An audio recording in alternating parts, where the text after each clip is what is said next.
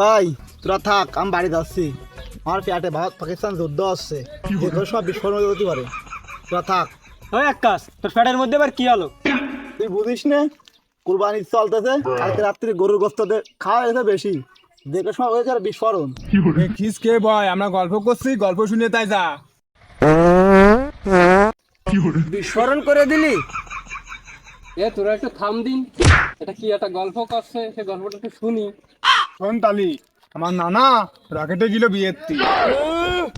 তোর নানার কথা বাদ দে, আমার দাদার কথা শোন। আমার দাদা তারেক মনোয়ারের সাথে ইংলিশ প্রিমিয়ার লিগ খেলতো। এত কষ্ট মেনে নেওয়া যায় না।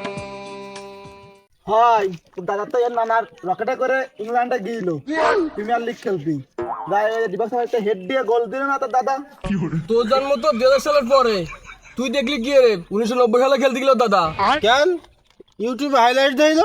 তারপর আমার দাদা রে দাওয়াত দিল আইফোনের মালিক মিস্টার স্যামসাং।